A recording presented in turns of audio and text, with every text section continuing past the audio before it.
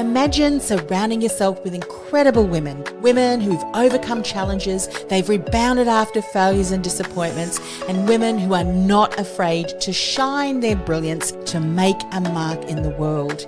These women support other like-minded women because they know there is plenty of opportunity for everyone, and that together we really can make a difference, grow our businesses while have fun along the way. This is what Women in Leadership Podcast is all about. Welcome. I'm your host, Anne-Marie Cross. Grab a cuppa of your favourite beverage, pull up a chair, and let's get this conversation started.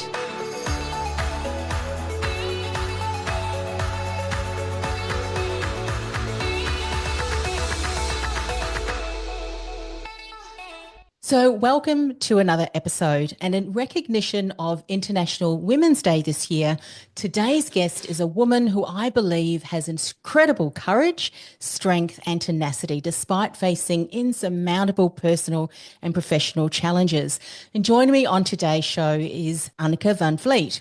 Now, from an outsider's perspective, Anneke seemed to have it all. She had a beautiful family, 2 multi-million-dollar solar businesses, 15 properties across Australia and New Zealand, an importing company along with 7 separate business entities. However, in late 2014, her then husband told her the marriage was over, leaving her to run everything on her own while trying to pick up all of the pieces. Now, Anneke, she does not see herself as anything amazing. These are her words. She says, I did what I had to do. I dealt with the hand that I was given. I didn't see myself as strong. Rather, I had no choice. Other people were relying on me for their income. My children still needed a mother. And juggling both of those while dealing with the grief of a lost marriage, years of broken dreams, and the realization of abuse, well, it wasn't easy. It was hard, but rocking myself under the table wasn't an option. So fast forward to today, she is remarried to a wonderful, loving husband, and she's here to share her story so that other women who may be experiencing what she went through would rather know that they're not alone, they're understood, and there is someone to walk the path with them. So welcome to the show, Anneke, along with your courage to share your story. Thank you, Anne-Marie. Look, take us back to that time when you met your husband and through that period, because in the notes that you sent through to me, we know that hindsight is a wonderful teacher, and there were some red flags, as you call them. So take us back to that time. Look, I grew up in a quite a sheltered home. I knew my parents loved me. I went to quite a strict church, and I was the Mills and Boon girl. I wanted the picture perfect marriage with the cat and the dog and the picket fence. And I thought that all it took was love, and that's pretty much all you needed to survive a marriage, because once you're married, well, everything just falls into place. And I don't actually know where that idea came from, but I know that it was very prevalent in my growing up. I suppose being sheltered, living out of town, didn't have a lot of guy friends. So whenever a guy would show interest in me, whenever a guy would smile at me, I thought, oh, he must like me. And it wasn't like that at all. I'd sit on the school bus going to school and guys would talk to me and I'd be madly in love over a hi, how you going? So I think that sort of desperation of marriage relationship was probably a part of why I was so open to these types of relationship and didn't see the red flags. But some of the things that you see in hindsight that you don't see in foresight is somebody moving the relationship along really fast. So my first boyfriend I had when I was 17, and his best friend told me, don't date this guy, he wants one thing. And I'm like, oh, you can't possibly be thinking that. I'll change the dynamics. And unfortunately, no, he did want one thing. So then I had the added burden, I suppose, of being damaged goods. And the desperation became bigger because growing up in that sort of environment, who is going to want somebody who is now also damaged goods? So in a way, I kind of set myself up for failure because of a gamut of things. And I take in strays. I'm very good at taking in strays. So you tell me a big enough sob story, and I'll go, oh my gosh, how can I possibly help you? Now, whether the story is true or not, I don't know until later. But I got sucked in by a guy who seemed like he wanted to follow Jesus. Mm. I was working for a company that took breads and buns and lunches round to factories, and he was working at a lawnmower shop. And everybody was friendly when you went there, but this guy was extra friendly. And so every week that I'd go there, he'd put in special orders. So I'd need to go back there. There would be a reason to go back there. Whereas the company that I worked for said, go to bigger places, go to places where you can do 15 lunches in one go. And because he kept putting in these special orders, I'd have to keep going back and back and back. And then one day he said to me, oh, so what did you do on the weekend? And I'm like, that's a really weird question. And I'd never say that I went to church or anything like that. But he said, oh, what did you do yesterday? And I'm like, I went to church. And he strung me this big long story about how he'd been following along somebody and they stopped and took down his number plate because they must have thought he was stalking him. And I'm like, oh, well, come along to church with me. And so he came along to church that next Sunday. One of the other red flags is grandiose gestures for no apparent reason. So I told him that it was my mum's birthday on that Sunday. And so when I picked him up for church, he had this massive big bunch of flowers. And I'm like, oh, dear Lord, please don't let those be for me. Please don't let those be for me. Because I barely knew this guy. And he goes, oh, these are for your mum. And I'm like, well, that's a bit weird. So it's things like that. But on the same token, being very funny about money. So extravagant gifts, yes, for no apparent reason, but also very odd about money. So we went to Australia for his sister's wedding, mm-hmm. and we'd been dating about 6 months then. He kept a notebook of every single expense, from the petrol to the milk to the bread to the dinners out. Everything got split 50-50.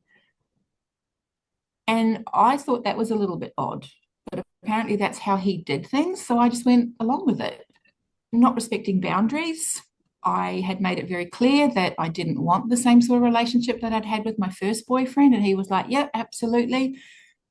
But then he'd touch a little bit further than I'd said that was okay. And then I wanted to be loved, so I let that happen. And then, of course, the next time you touch a little bit further and you touch a little bit further. So the lack of boundary respecting was a big one. Only talking about themselves and not being interested in you. So I knew a lot about him, or what I believed to be the truth. Stories were very big. He had a very adventurous life, but never asked about me, didn't find out about what I wanted. The conversations just revolved around him, his accomplishments, his achievements, his life, and very little was about me. And then when we got together, he became very critical. Like when we got engaged, he became very critical of my friends and family. There was always something off about, my family or my friends, especially the men. Mm. And that was a way to isolate me from them, because you want to please your partner, so you push your friends aside. And I spent less and less time with my friends. Certainly as a couple, we never spent time with friends because he thought there was something odd about them. And oddly enough, they were all men that my now children look up to. So that it threw me, but you're brought up in a culture that says you need to honor your husband, you need to love your husband, you need to respect your husband. So how that was portrayed to me was your needs are put aside and you worry about what your husband wants. With that, not liking my friends, the isolating behavior comes across. I am convinced it is the reason why we went to Australia, because I had good support systems in New Zealand. I had some really good friends. I had a very strong family. And his idea was that we would move to Australia for 2 years, and then that was so that his mum, who was elderly, could get to know the girls, and then we'd come back to New Zealand. And I've now lived in Australia for nearly 25 years. Wow. And yeah, again, the isolating behaviour started in Australia as well, where he was very critical of my friends. He'd just portrayed this life where he was everybody's friend. He had so many friends in the town that we lived in, and I was an introvert, so I had a very small group of friends, but they went very deep. And he would use that as an example of why he was a nicer, better person than I was, because his group of friends was bigger, apparently. And I had nothing to go off because we were in New Zealand. So I just believed that to be true. And turns out it's not. Saying really horrible things and then apologizing for it a lot. And then the flowers come out. And you don't ever want to believe that the person that you've married or the person that you're dating is horrible like this. So you make excuses for it. And I found myself making more and more excuses. And that's another red flag. When you're making excuses for their behavior and the way that they treat you, which is substandard to what you should be expecting in a loving relationship. They're the main ones that I discovered in my relationship. The goalpost changing was another big one. They say one thing, they future fake. So they string you along with this story of how good life is going to be and what you're going to do and where you're going to travel to and all those sort of things. And then there's always something that gets in the way of that. So for me, I was a nurse when I was working in New Zealand. I was an A&E nurse, and I went back to work after my children were born because the carrot that was dangled in front of me was, if you want your house one day, you'll have to work. Now, by that stage, we owned 6 units in Auckland and an apartment building, or not apartment building, an apartment in a building in the city. So we were pretty well off. You know, we'd been married 4 years, but that carrot of, well, you want the cat, the dog, and the picket fence, so you're going to need to work. And those goalposts kept changing. There was always another business that we needed to buy. There was always another property that we needed to buy, another investment that we needed to buy. So the goalposts just kept changing and changing and changing, but it was all for our future. So I believed. Stories changing. So the extravagance of his stories was such that there was a lot of room for change. So a story that I'd heard 15 times would have 15 slight differences in the story. And I didn't twig to that. It was just like, oh, he's probably forgotten some details, or time changes how you remember things. But no, these were small but significant details. And again, in hindsight, you go, well, which part of that story was actually true if you can't remember the details? Because truth doesn't change. And certainly the important parts of a true story don't change. A big one, which I discovered when I got together with my now husband, is people like this often have no real sense of humor. They find things funny at other people's expense. So things like funniest home videos, you would laugh at that because it's at somebody else's expense. But telling a joke wasn't funny. Life in general wasn't funny. So while I don't know whether that's a red flag, it's something to be mindful of, because most people will have some form of humor, whether it's dry, witty, sarcastic. But that was one thing that I picked up on in hindsight that I hadn't picked up on before. Mm. Well, that is a long list of red flags. And I'm glad you shared that, because people who are in a similar relationship or considering getting even more serious to someone who may have exhibited one or more of those things. And as you are sharing your story, Anneke, it seems to me that it's the things progressed as your relationship went along. And is that correct in assuming that as the years went on, things tended to get worse and more things were happening, to the point where you were consistently making excuses for him and becoming more and more isolated? Is that what happened to you?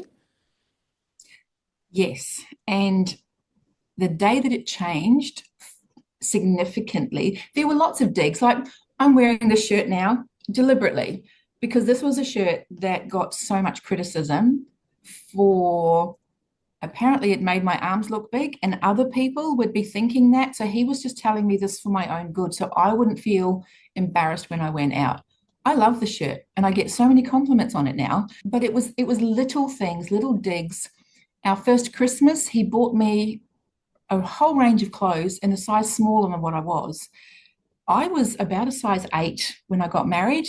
And all these clothes were like tiny. And his idea was that I could maybe work on getting into these clothes. And I'm like, I'm already small. So little things like that, the degrading comments, but they're couched in a way that it's for your own good.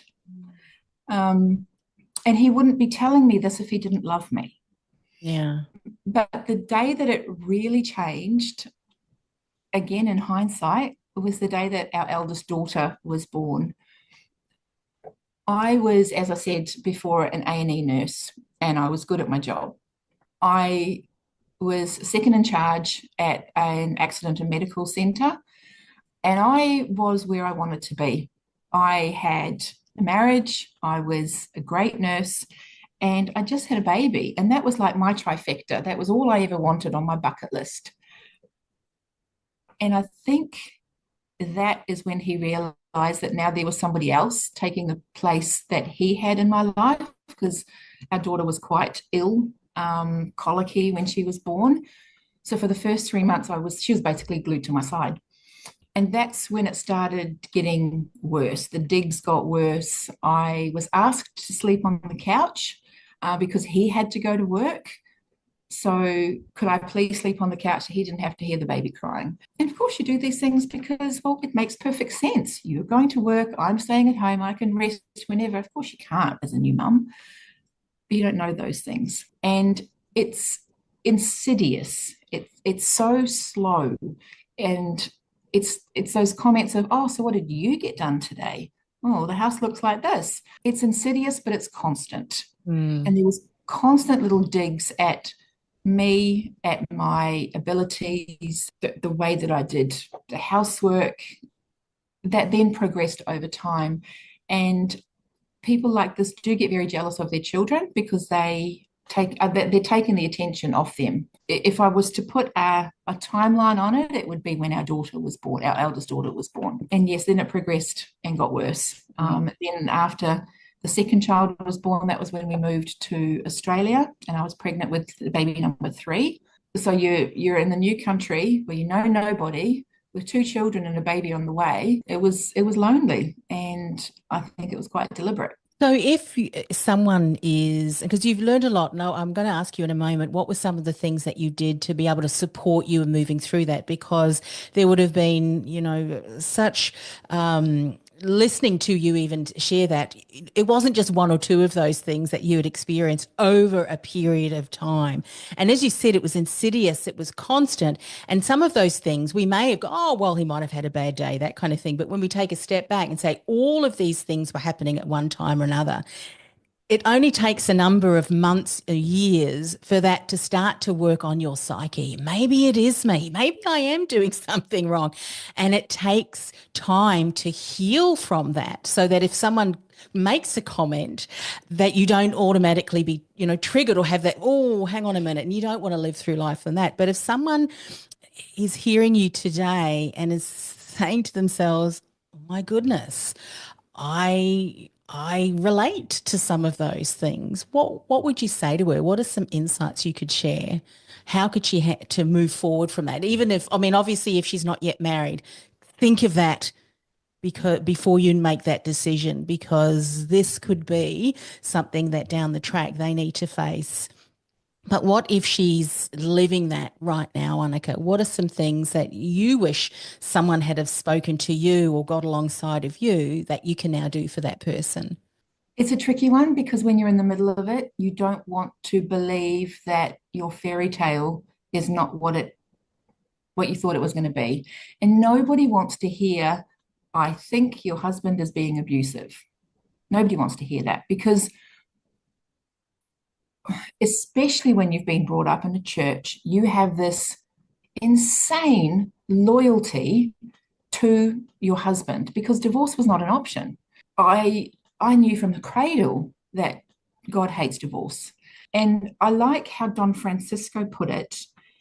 He said something like, the scripture tells us that God hates divorce, but some of us have made divorce bigger than he ever intended it to be, and we've made divorce the second unforgivable sin. Mm. I would not have listened had somebody said to me, your husband is being abusive to you. I would not have listened at the time because I wasn't ready to hear it and I wasn't ready to see it. I made excuses after excuses after excuses. He didn't have a father growing up, so he doesn't know how to treat a woman. He saw his mother do everything at home, so that's what he expects I'm going to do. So many excuses. Mm. And the psychological and emotional abuse was not well known even 10 years ago, let alone 20 or 30 years ago. And I often said to people, I wish he'd hit me more because then maybe they would get it. Mm. But if I was talking somebody else through, sorry, I'll go back a step. I would talk to my friends and I would know that the issues that we were having in our marriage were different to the issues that they were having, to the point where they're looking at me like, I can't relate to this because it just doesn't resonate with me.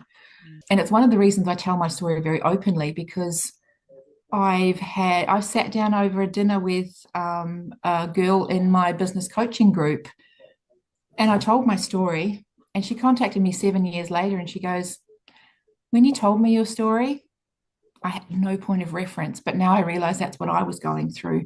I've told my story to a hairdresser while I was having my hair done for a wedding, and she goes, oh my gosh, I'm living that right now." And it's scary when you think that 1 in 4 women will experience abuse of some kind, and yet it's nobody sees it. Mm. That's really concerning. So, what would I tell them if they felt that their relationship wasn't going the way that they were thinking it should? Is you can't love someone out of being abusive. It is impossible to love someone out of being abusive. You can't love them more. You can't do more for them.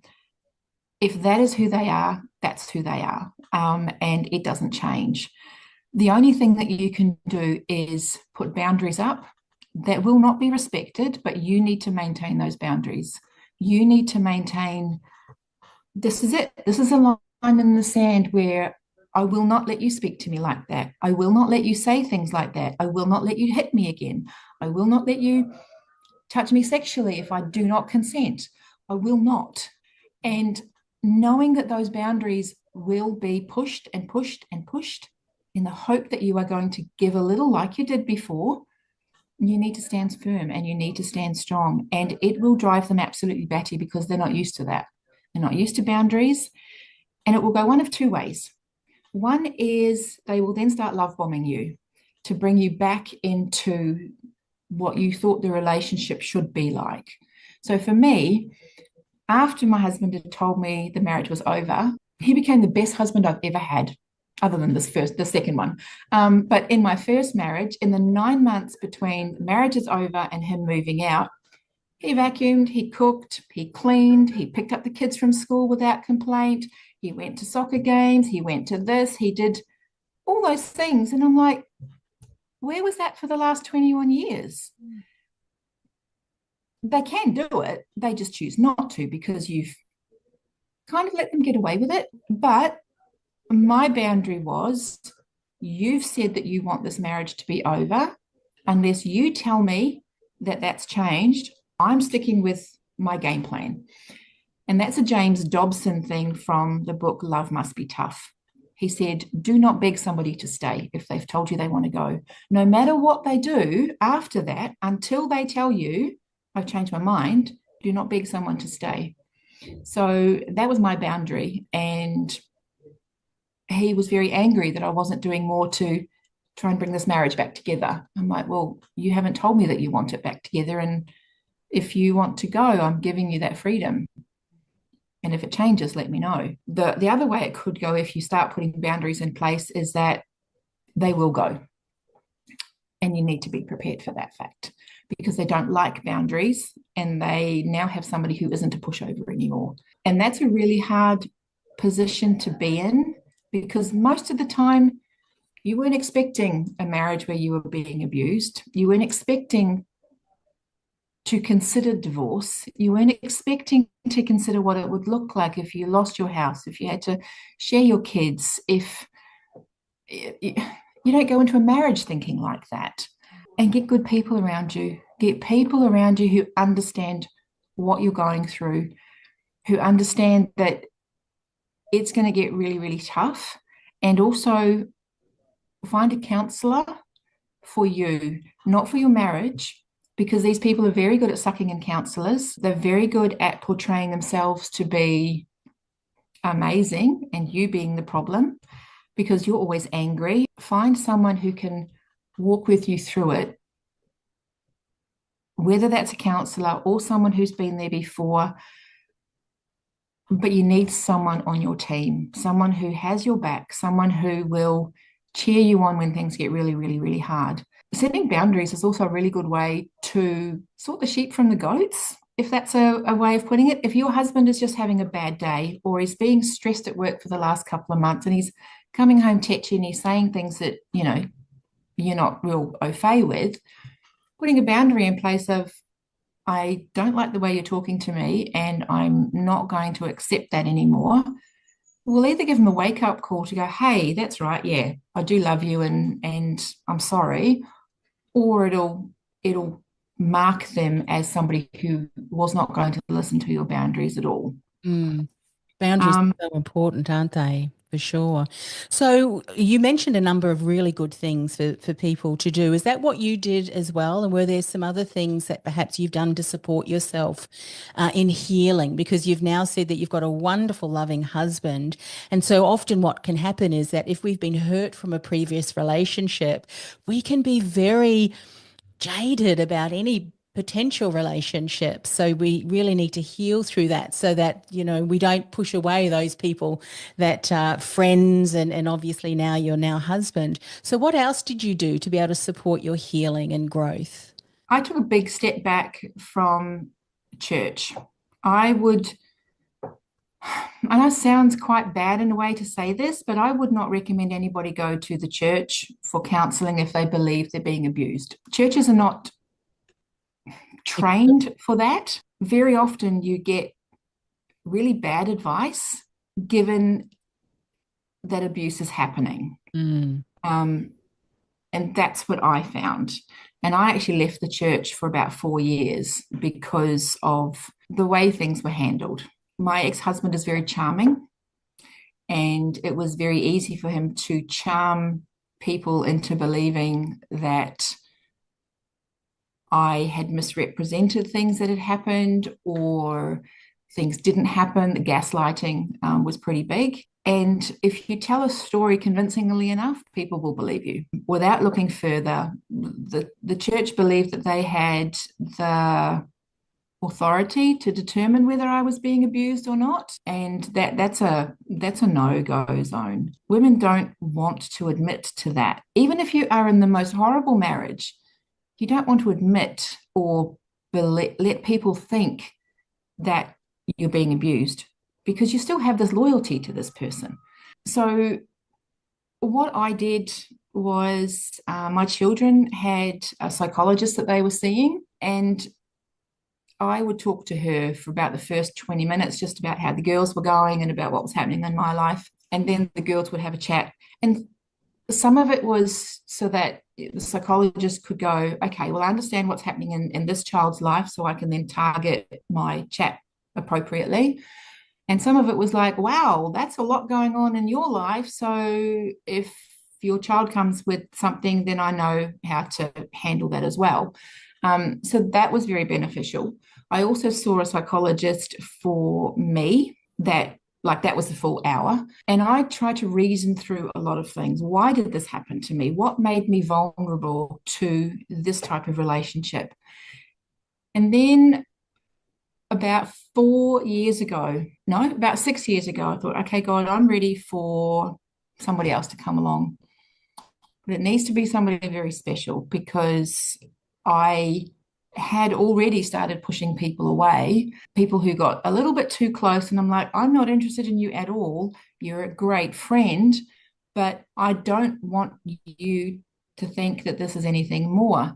And then in those 2 years, between 6 and 4 years ago, nobody came along. And I'm like, okay, well, as hard as this is, Lord, if I am never going to feel cherished, then I'm okay with that. And if I'm never going to have another relationship, I'm okay with that. And it was a really hard point to come to from being the Mills and Boon romance novel cat dog picket fence to, okay, I'm 50 and I might be single for the rest of my life. And what does that actually look like? And 3 days after I'd said that to God, I get this message in my inbox from a guy that I'd gone to school with in Howick. And he'd read a post I put on Facebook. He was kind of my background Facebook friend. And he read a post that I put on Facebook, and it went something along the lines of, I thought my breakup was bad, but yours sounds horrific. Anyway, this is what's happening in my life, blah, blah, blah, blah, blah. And the post was in a high school reunion kind of group.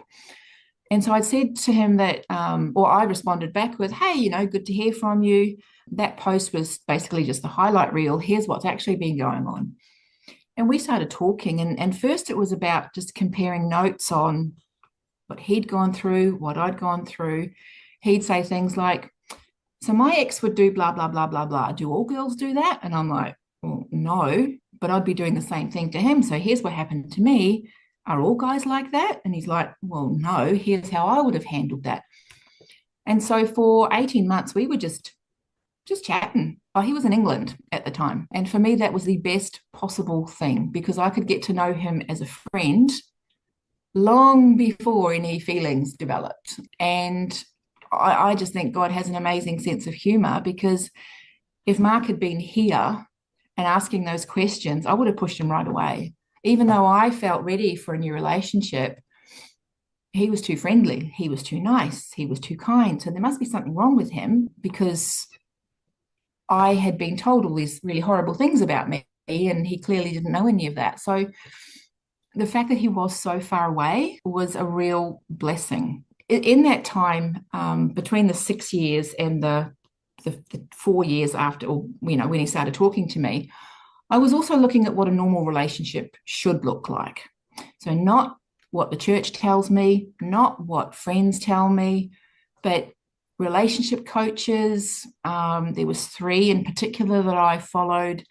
How a man who is operating in his masculine will treat a woman. How a woman who is operating in her masculine will push men away, but when they're operating in their feminine, they will draw men, and that magnetism kind of thing. How a man in love treats a woman, how a man who's just playing will treat a woman. And it was also the bar that I measured Mark against when things started to get a bit more serious. It's like, okay, well, this is what these relationship coaches are saying. How does that measure up? So finding what normal was a big part of healing in understanding that not everybody is going to treat you the way that my first husband treated me. There are some really good men around. They're not all married. And how do you become the best version of you so that you're not bringing those broken pieces, all of the broken pieces, into a relationship? You're always going to have triggers. Mark would, from 10,000 miles away, Mark would make a comment and I would just shut down for 3 days because it had triggered something. And I'm like, okay, well, why is this a trigger? How do I process this? Because I know that he didn't mean what I thought he was meaning, but that was an internal process of understanding this was my gig. This was my reaction to something that he'd said that he didn't mean to hurt me with. And a lot of internalizing of why are you the way that you are? But from my point of view, like, okay, this is something that's pushing my buttons. Why? What's happened for this to occur? And some things that was in a box that I'd popped on a shelf in my head years ago, that now the box has come falling off the attic shelf and I have to open it up and deal with what's going on in there. But then after 3 days, I would message him in that time to go, hey, I've been triggered by something you've said. I'm owning what's happened. I just need to go away and regroup, and I'll come back to you, talk to you in a couple of days. And he was amazing with that. He was so patient. He couldn't understand all of what I'd gone through, but he could understand that I'd gone through some pretty big stuff. And he was just so patient. And that was another big tick, big tick, that he didn't brush it off and say, well, you need to get on with it and move on and all that sort of stuff. It's like, okay, take all the time you need. I'm here when you need me to be. Yeah. So yeah, from the healing side of it, it was talking to somebody who was outside the organization I'd been a part of for 18 years, finding my own triggers and why they were triggers, and also working out, are these true? And is it something I have to deal with? Or is this complete garbage that I've been fed and I now have to find a way to work out the truth of what is actually going on here? Yeah. A lot of unlearning and relearning again. Oh, yes. Mm. Oh, yes. Beautiful, and I know that we're certainly out of time, but I just want a couple of more questions that I want to ask you. Firstly, I do want to say that it is so unfortunate that you didn't get help from your church, and I know that as a church we need to be a lot better, don't we? And I'm hoping we certainly are, because we are far more, as you said, far more educated and aware now that there are different facets of abuse. And as for husbands and wives, we know that we compare Jesus and his bride, the church. Jesus is not an abusive husband No. to his church. He loves her. He gave his life for her.